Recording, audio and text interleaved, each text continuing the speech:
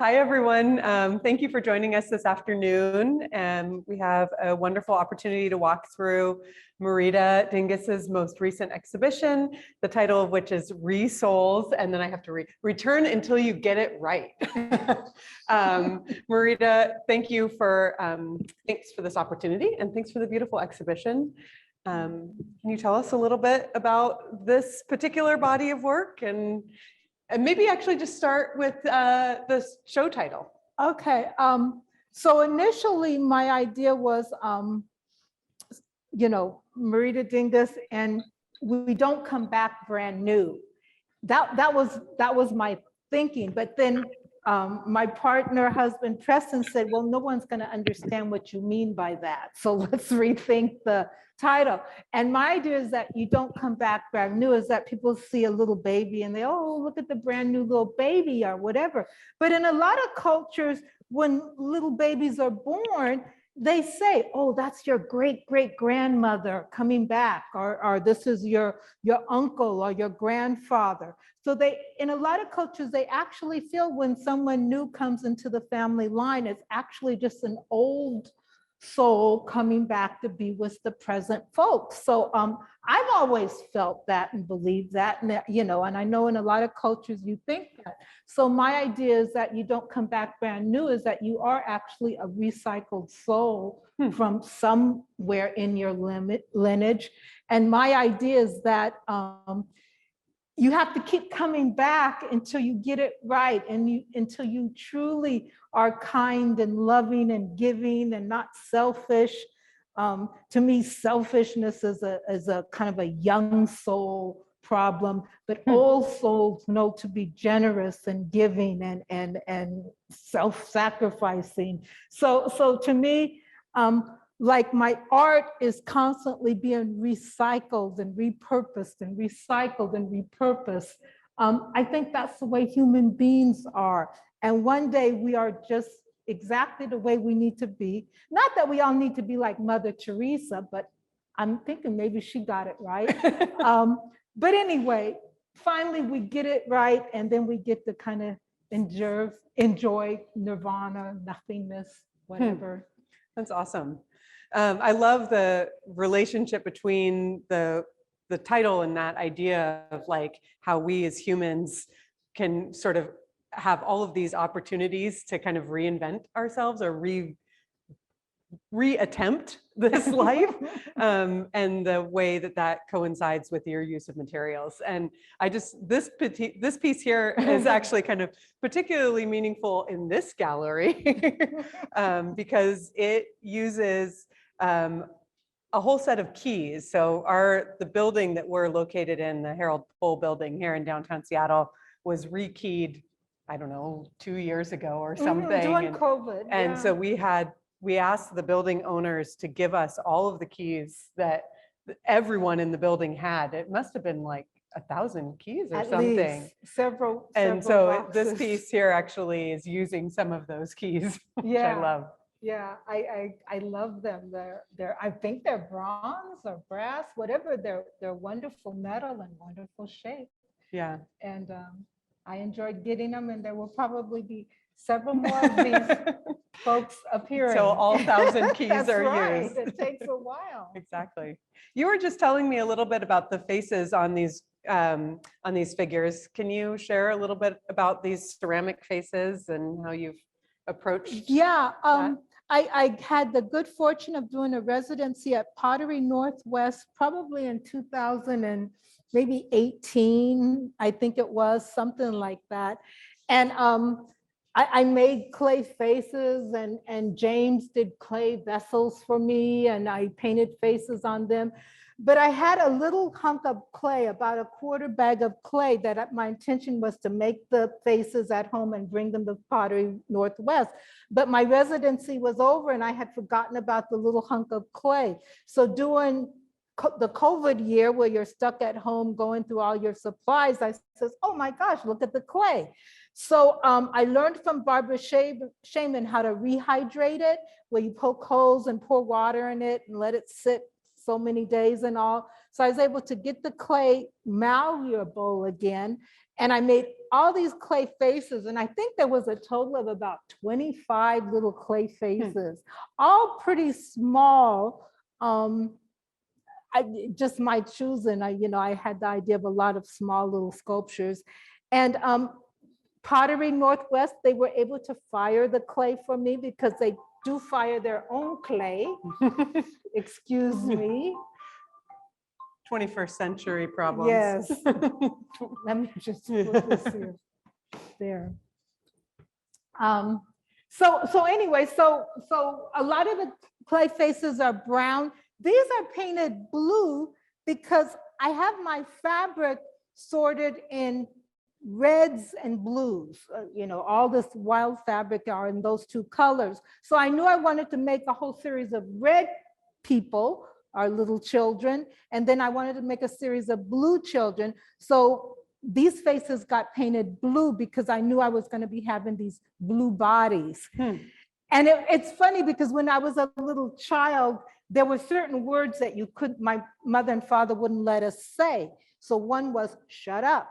You said be quiet. You never said shut up. That was off limits. But my mother used to say turn blue, which is, when a little kid is crying, it's almost like they're holding their breath, and she knew you weren't crying for any good reason. So she used to look at you and say, turn blue. So when I was making these little blue figures, I was thinking of what my mother used to say to us when we were children.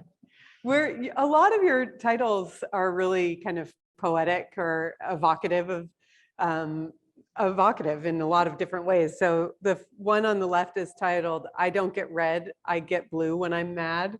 I love that. Yeah. My partner, husband, Preston Hampton, he comes up with clever titles. He's kind of a writer. I am not a writer. My titles are pretty straightforward, like sky blue. That's about as good as I can get. But he helps me a lot with these titles. Yeah, I think even simple titles like that, though, when you say sky blue and it's in reference to a figure, it becomes really kind of poetic. It puts, at least as a viewer, kind of puts you in the place of wondering about that or making associations in a way that you wouldn't otherwise. It's not just, little girl or something. I've done that. That's true. That's true. Where do you get your materials from, Marita? People give me materials because I've been doing this art from recycled materials since '83. And when I moved back to Seattle in '87, people saw what I was up to. And if you've been doing this in Seattle since 1987, I started doing it in graduate school in San Jose, and then moved back to Seattle in 85, actually 86, 87. So people know what I'm up to, and they give me fabric, which I've had to turn away because the inside of my mother's house, which is now my studio, has been maxed out. So I do take materials that can live outside, which is why we've got the metals happening, because the metal figures can live outside. The little ones I tend not to put outside, the big ones I do. But yeah, people give me materials because they're collecting it. They know it's too good to be thrown into the landfill, and they don't want it to go into landfill anyway, because thank God the Northwest is pretty environmentally conscious. So people know that I will transform it into art, and it's better than a landfill. What was the original impetus for you to start using materials in this way? You said you were in grad school? Yeah, I worked for the Department of Ecology between undergraduate school and graduate school. So undergraduate, I got my degree in painting at Tyler School of Art in Philadelphia, came back to Seattle, worked with the Department of Ecology, couldn't find any art jobs, and then decided to go to graduate school. And then of course, the Department of Ecology, I was picking up trash off the freeways.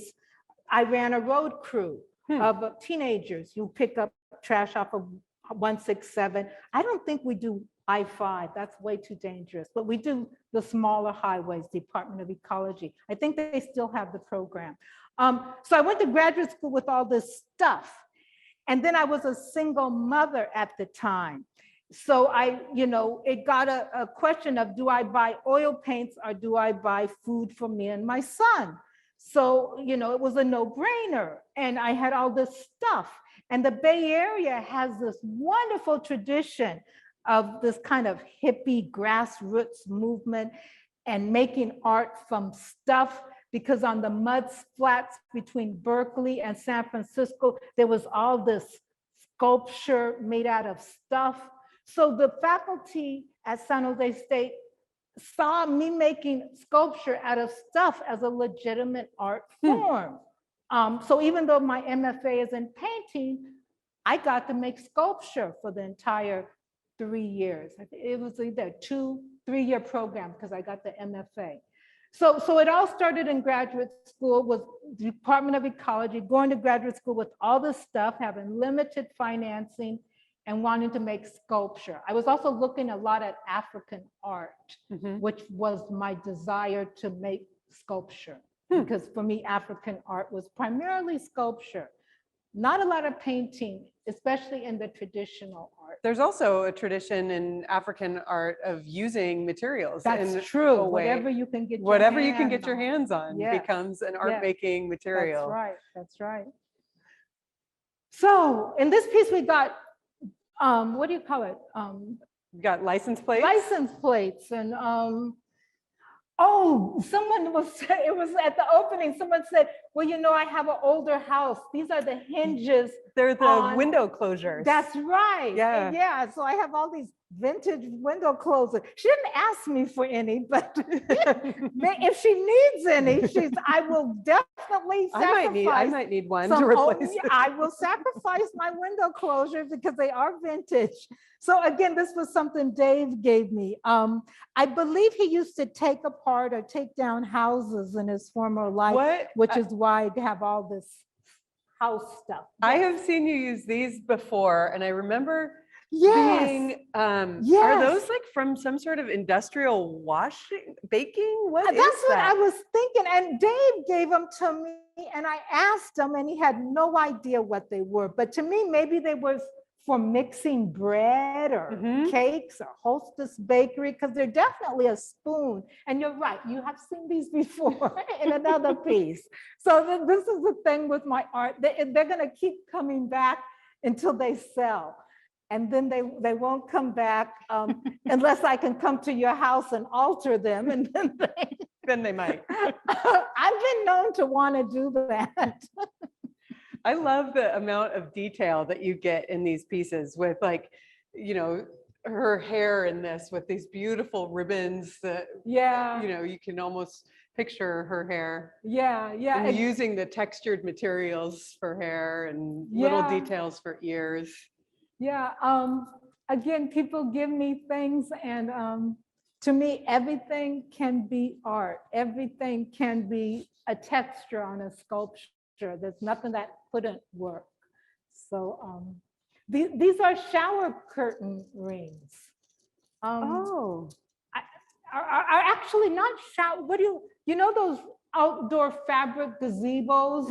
And then people have these kind of canvas This came off of a metal gazebo, the rings that were holding the fabric on one of those gazebos. I love her camouflage skirt too. Oh yeah. Linda Nino gave me these, I guess they're aluminum tubes that somebody painstakingly camouflaged, and someone gave them to her, but then she never used them. So she says, Marita, I know you'll find something to do with it. So this is what people know. They know I will find something to do with this. When you're making your work, I mean, you have these wonderful, expressive faces and postures. Talk a little bit about your process in doing that. How much of it is the material that informs the sort of final posture versus how much are you kind of manipulating it to get there? I mean, I'm looking specifically at the one on the end here. Oh,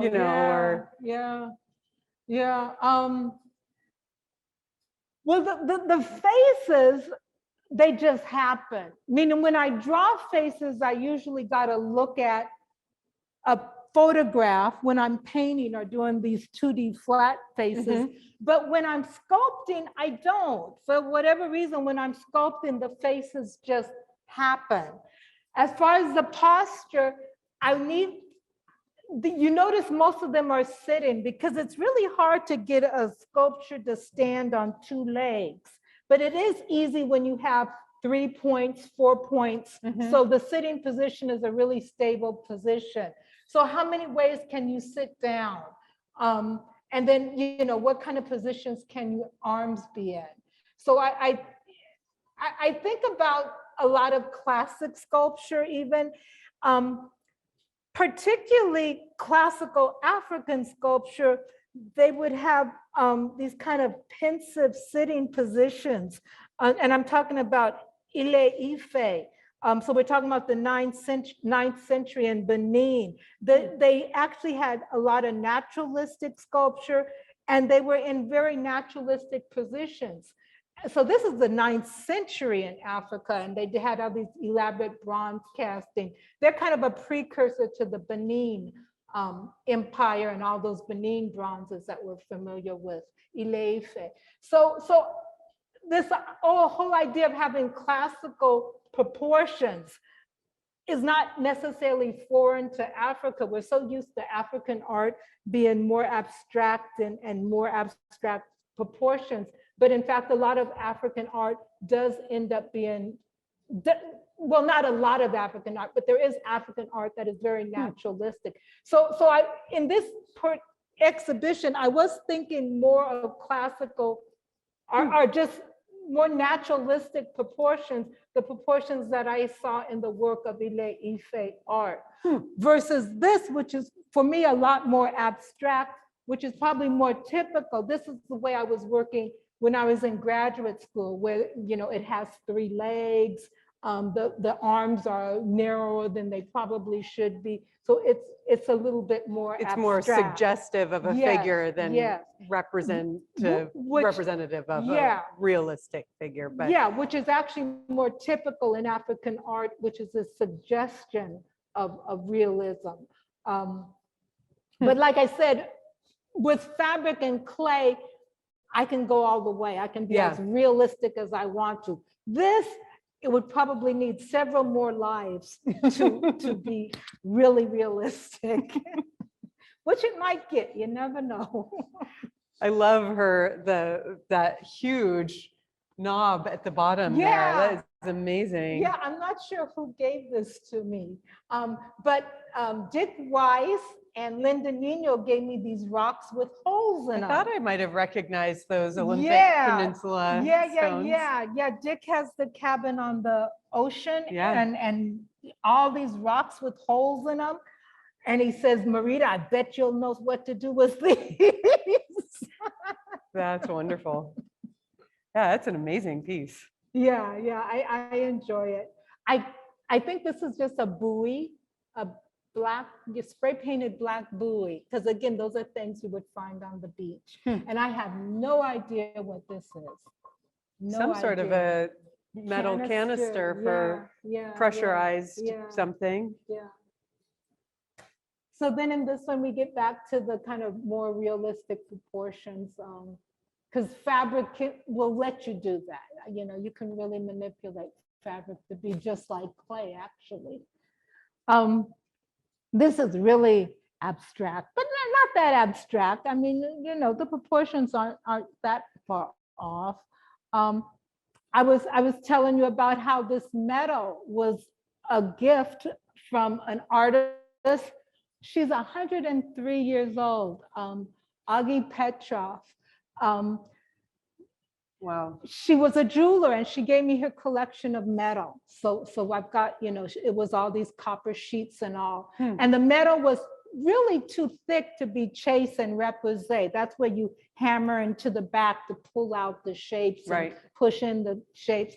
But this was what I had. So this is what I worked with.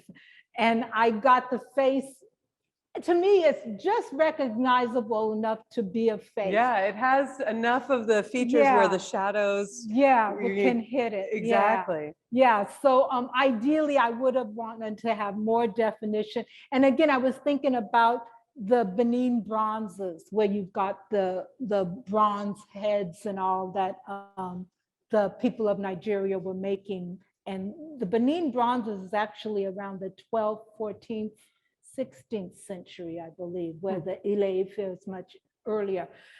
And then, of course, the garage door. These are amazing. Yeah, hinges. Huge hinges. Yeah. Which you've got like laced together with like rubber tubing and cord, yeah, electric, I think our wire, electrical wire. My friend Dave gave me a lot of these garage door hinges and the wire or the tubing. And then my spouse, he got a new garage, and then I had his garage door hinges, so enough to make twins, which is what we have here. My friend Esther Irvin gave me these guitar frets.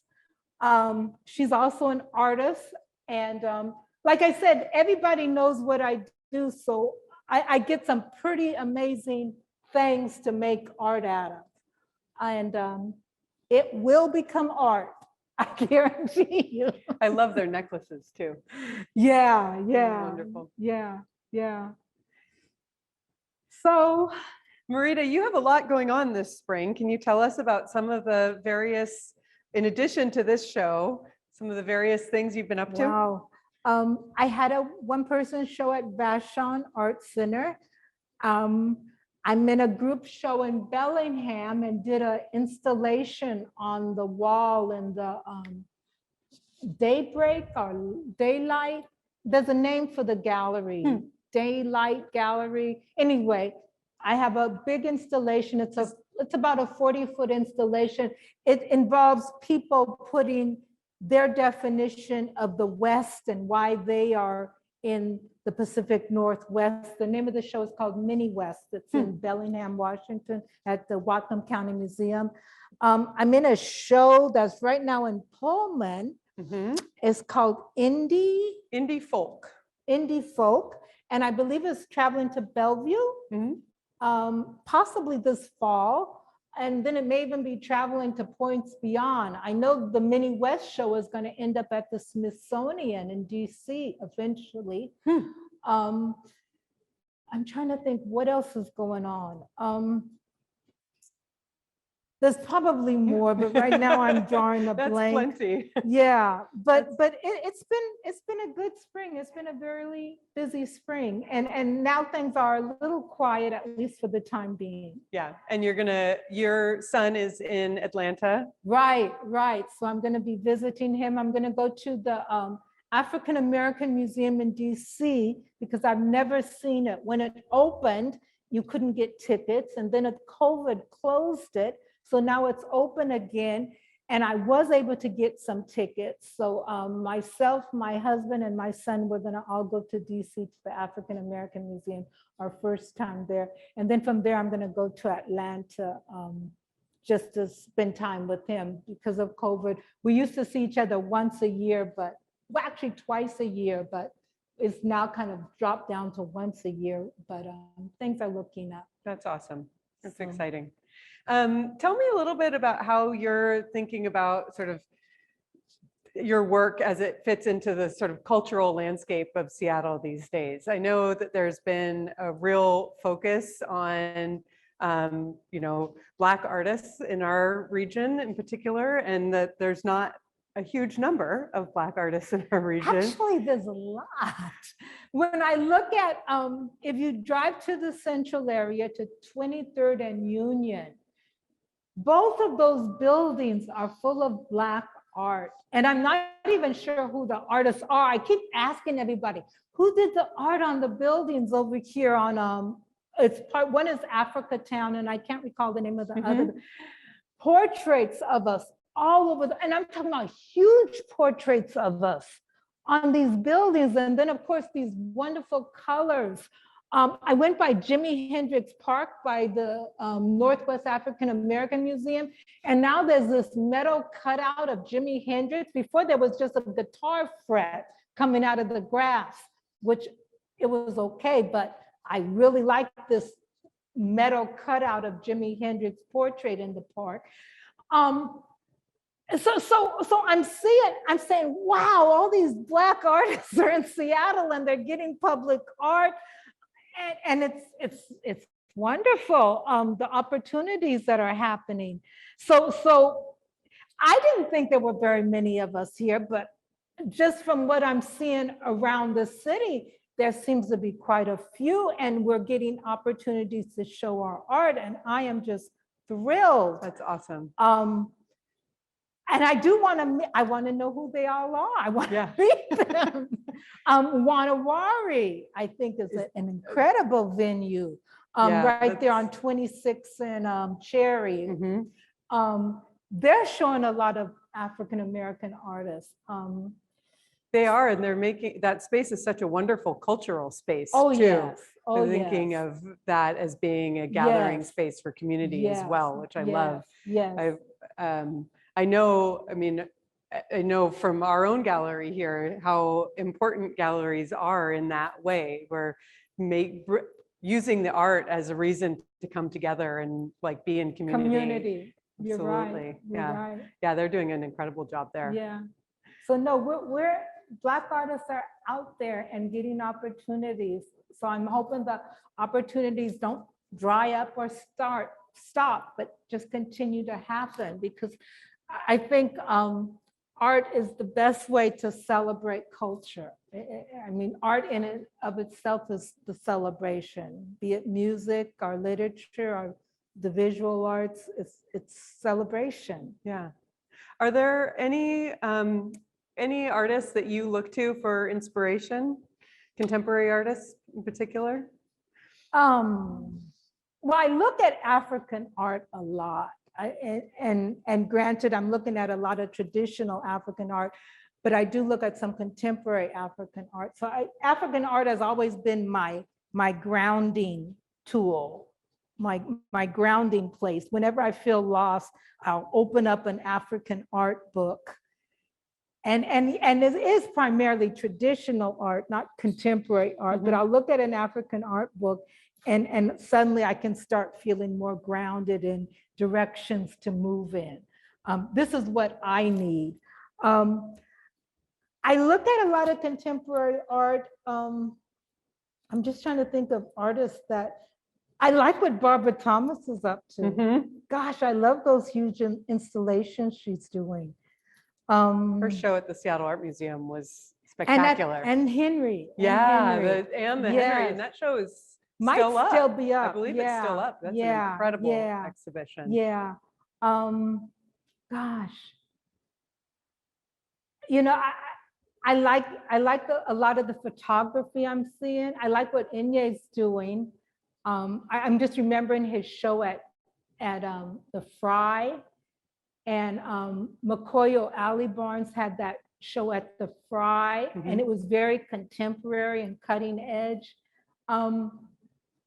So I like that there's no one definition of Black art. I mean, it's all over the place. Yeah.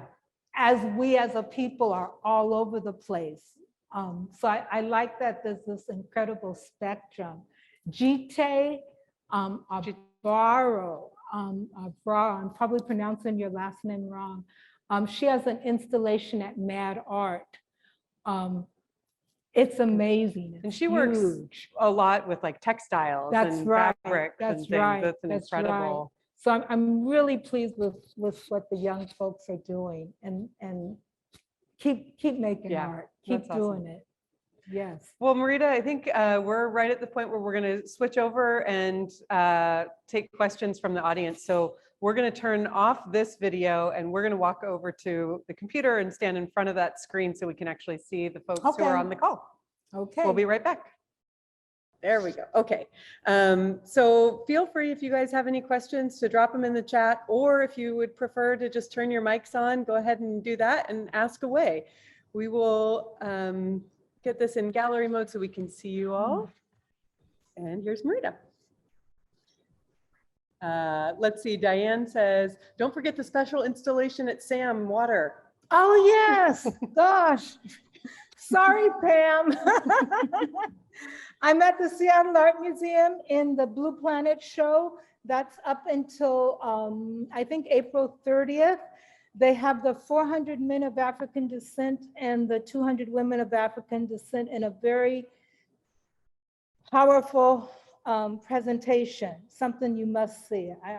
I've never seen it look so amazing. Let's use that word. Angela says, is there a listing of the African-American venues in Seattle? How can I get more information on them? That is a good question. Not specifically that I am aware of, but that is an opportunity. Somebody should do that. But you might start off by calling Wanawari, because they seem to kind of have a pulse of what's going on in the community. So I would start off there. I always pronounce her name, Lisbeth or Inye, are the two kind of co-directors or co-founders of it. So that might be a good start. I know right now at Langston Hughes, well, I don't know if it's still there, they had a symposium or some type of a Black art symposium last weekend. But I think it was just for the weekend. So now that's down. I bet also like Tarika Waters at Martyr Sauce would be a great resource for kind of knowing what's happening with Black art in our community specifically. Yeah, I think that, and I bet Artist Trust has some resources available as well. They might actually have a list. Yeah. There's also a gallery called, it's in this Onyx, and it's in Pacific Place. I haven't been there in years, but they show a lot, well, they show primarily African-American artists. Wendy, you have your hand up. I'm gonna ask you to unmute and go ahead. Okay, yes, I'm unmuted. Okay, hi. Marita, I wanted you to know that yesterday I gave a private tour to a group, a private tour of the Blue Planet to a group from Nantes. Nantes is a sister city. Anyway, I ended the tour with your piece. And they were so moved by it. And two of the people, once I'd finished my tour, two men came to me and you could see, they weren't crying, but they were just emotional. And they said, that was just such an incredible piece.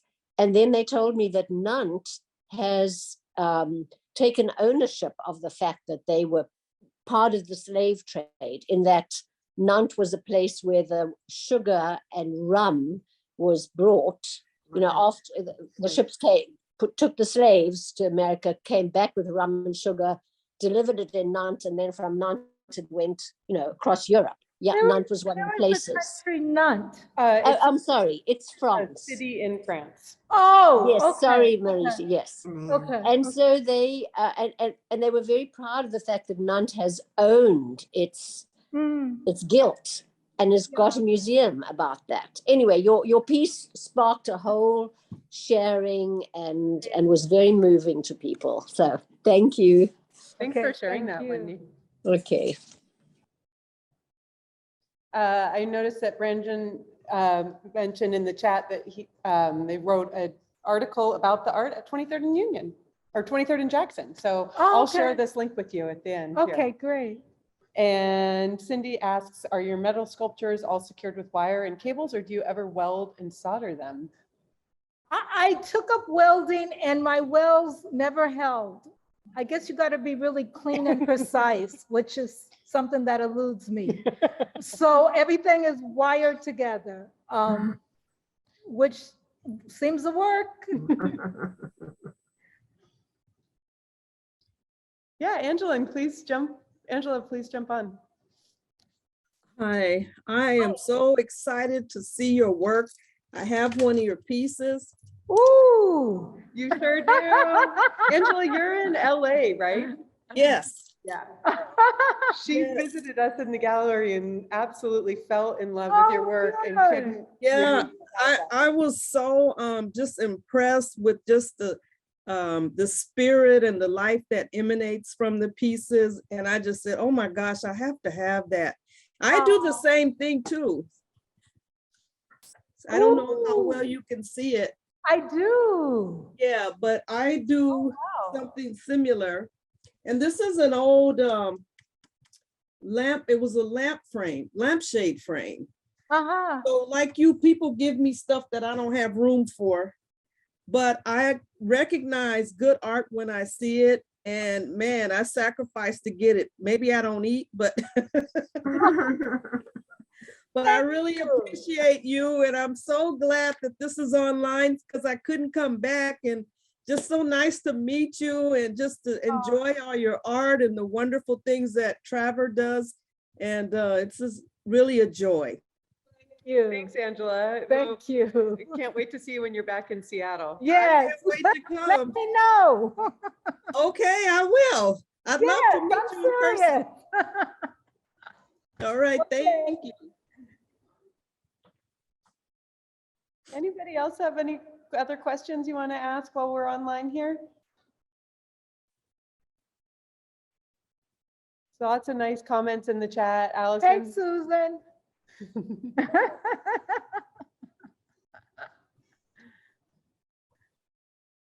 You should be able to unmute now. There we Hi, go. Marita. Hi. So I saw it on Friday with my friend. Yeah, I'm so glad you made it. I'm so glad. Yes, finally got here. I have a question. I've known you since the late 80s, early 90s, and your work. And I think you might have answered my question in your talk today, but I've always tried to figure out what, like, artists have eras, the blue era, the black era, you know, but your work, I cannot cut into time. I can't say this is her 80s, 90s work. This is her 90,000 work, right? I don't, can you do that? Can you look at a piece and say, oh, this must be from the late 90s, or this is, because it's the recycling to get to the soul, maybe is why. Yeah, well, for me, it's the faces, because The I know faces. early on my faces were a lot more abstract when I first started. And I've noticed that the more I'm doing this, the more naturalistic my faces are becoming. Because I do see earlier works, and if the faces are kind of abstract, where I might use a bead for an eye instead of drawing an eye, or a screw for a nose, I say, oh, that must have been in the early 80s or the mid 80s. I think in the 90s, I started moving towards doing these painted or drawn faces. And now in the 2000s, I'm enjoying all these clay faces, which are really 3D. And I look at these 3D clay faces and say to myself, I would have never done that in the 80s. I would have thought that was somehow too European, or not being true to my African roots. But like I said, I've looked at a lot of African art and says, okay, Africans do naturalism if they want to. So it's okay for me to do naturalism too. Again, I'm always going back to Africa to ground myself in what I should be doing. Thanks, Marita. Okay, well, I thank you for the appreciate question. Appreciate your work. Let's see. Elisa says, I've been following your art for several years and just bought the little blue baby with leaf skirt, in part because of the intensity of my reaction to the boat piece. Oh, That's awesome. Okay, yeah, I love that boat piece at the museum. I've watched it twice now. I never have been able to stay long enough for the whole film, but it's a wonderful film. I love it. And Frida says, can you talk about the clothes you're wearing today? I know you love to work with fabrics too. Yes. I put my faces, you can see on my clothing, because you can do faces out of fabric, and fabric you can wear. If I only did faces on canvas or paper, I wouldn't be able to wear them right. But I do my faces on fabric, which allows me to wear them. I don't mind looking like my art. It's okay that I look like my art. I've always sewed, meaning as a little girl, my mother taught me to sew when I was maybe in third or fourth grade. She taught me how to make doll clothes. And then in fifth grade, I started making my own clothes. So for me to make my clothes, it's just second nature. It's something I've done all my life. I just love sewing. You know, even when I stop making art, God forbid, but if I ever stop making art, I know I will never stop sewing because it's so soothing for me. It's the way somebody might knit or somebody might play with their cell phone or whatever. It's just really calms me and makes me happy. Thanks, Marita. There's a comment from Mary. You made some nice cast glass faces too. Thank you so much for this program. Oh, yeah. Yeah, I remember when I think it was at the Museum of Glass. I got to do these glass faces and then actually paint on them. You were also a resident artist at At Pilchuck. Pilchuck, and those I made little glass baby The cages, torsos, those were and those wonderful. Yeah. cage children too. Yeah. Yes. So yeah, I had those two glass residency, and glass is such a wonderful material. As we know, it lasts forever and it's beautiful. Huh, just beautiful. Yes. Awesome. Anybody else want to chime in with questions? All right. If not, I'm going to say thank you, Marita. Thank you. Thank you all for coming. Thank you. We will we'll make this recording available online on our website, and so feel free to share that widely.